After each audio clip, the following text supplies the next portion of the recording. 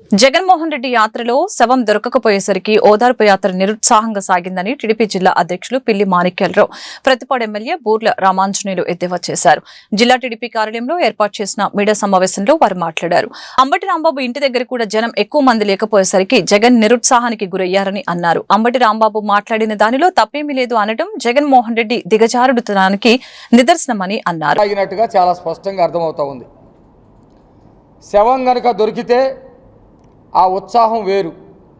శవాన్ని పరామర్శకి వెళ్ళేటప్పుడు ఇంకొక శవాన్ని తయారు చేసుకొని ముందుకెళ్ళేవాడు జగన్మోహన్ రెడ్డి.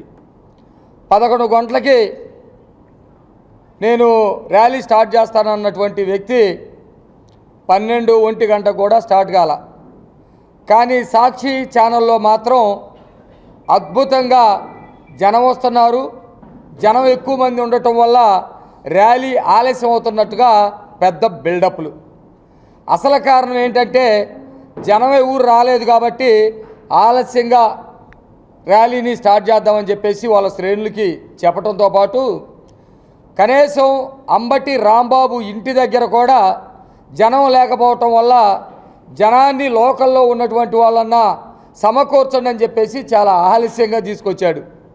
ఆ ముఖంలో చావు కళ పూర్తిగా కనబడతా ఉన్నటువంటి పరిస్థితి.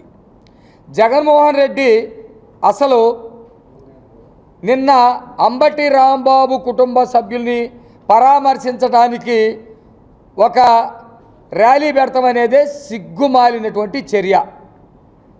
నిజంగా స్కూల్కి వెళ్ళేటువంటి పిల్లలు ఎవరన్నా కనుక ఉంటే, 2 పిల్లలు కొట్టుకుంటే ఆ తల్లిలు 2 పిల్లల్ని తీసుకొని ఎవరి పిల్లని వాళ్ళు తీసుకొని, ఎరా నువ్వు ఎందుకు కొట్టుకుంటున్నావు, ఎందుకు తిట్టుకుంటున్నారు, ఇది తప్పు అని చెప్పేసి వాళ్ళ పిల్లలకి బుద్ధి చెప్పుకుంటారు. ఇది మీరు ఆలోచన చేయాలి. సొంత పిల్లలకి తల్లులు బుద్ధి చెప్పుకుంటారు. కానీ జగన్మోహన్ రెడ్డి నిన్నేం చెప్తున్నాడంటే అసలు అంబటి మాట్లాడిన దాంట్లో తప్పేముంది, ఏదో 2 బూతులు అట్లా తిట్టాడు, ఆ 2 బూతులకి ఆయన్ని ఈ విధంగా దాడి చేయాలా, లేకపోతే అవమానించాలా, లేకపోతే పోలీస్ స్టేషన్లో కేసులు పెట్టాలా, అరెస్టులు చేయాలని చెప్పేసి మాట్లాడుతున్నటువంటి పరిస్థితి. అంటే అంబటి ఎంత సంస్కారహీనుడో జగన్మోహన్ రెడ్డి అంతకంటే సంస్కారహీనుడిగా కనపడతా ఉన్నాడు. అంబటి ఏమన్నా చిన్నపిల్లగాడా, ఒక 5-6 ఏళ్ళు పోరగాడా అనకూడదు. కిందకి దాదాపు 70 ఏళ్ళు వచ్చినాయి. జగన్మోహన్ రెడ్డి గారు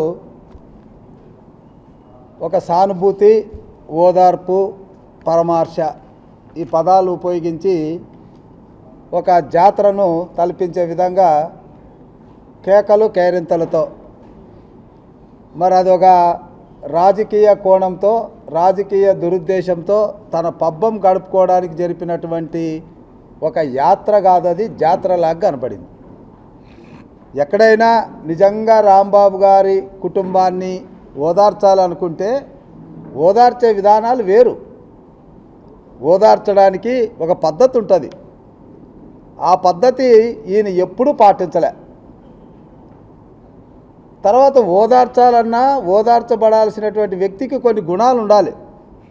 సమాజం కోసము బలైనటువంటి వాళ్ళు, లేదా యాక్సిడెంట్గా దైవం తక్కువ చేస్తే అకాలంగా ఇబ్బంది పడినటువంటి వాళ్ళు, అటువంటి వాళ్ళని ఎవరైనా సాటి మనిషిగా ఓదార్చడం అనేటువంటిది సర్వసాధారణం. కానీ ఇక్కడ ఇప్పటికి 2వసారి జగన్మోహన్ రెడ్డి గారు ఓదార్పు యాత్రకు గుంటూరు జిల్లాకు వచ్చారు. మొదటిసారి ఎవరి కోసం వచ్చారు? ఒక జూదగాడి కోసం. ఆయనకి ఏదో జరిగిందని చెప్పి జాతరను తలపించే విధంగా వచ్చి ఒక ఎస్సీ మరణానికి కారణమయ్యాడు. మరి ఆ జాతరలో మరణం పొందినటువంటి ఆ సింగయ్య కుటుంబాన్ని ఏమైనా పరామర్శించాడా? లేదు. ఇప్పుడు వచ్చాడు మళ్ళా ఓదార్పు యాత్రని. ఎవరి కోసం వచ్చాడు? కేవలం నోటి దురుస్తో, అహంకారంతో, అహంభావంతో, తన అధినేత యొక్క కనసన్నల్లో ఉండాలన్నటువంటి ఒక దురుద్దేశంతో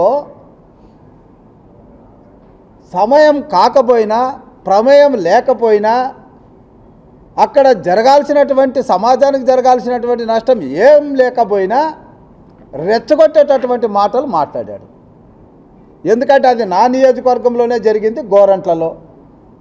ప్రభుత్వం ఇచ్చినటువంటి పిలుపు మేరకు ఒక ఫ్లెక్సీ వేశాం, అన్ని చోట్ల వేశాం, మేము వేశాం. అక్కడికి ఆయన వచ్చి ఒకరోజు ముందు అనరానిటువంటి ప్రగల్భాలు పలికాడు, ప్రభుత్వాన్ని రెచ్చగొట్టాడు. 24 గంటల లోపల దీన్ని తీసేయకపోతే పరిణామాలు వేరుగా ఉంటాయి, మేము వచ్చి తీస్తామా అన్నాడు. అది సబబా?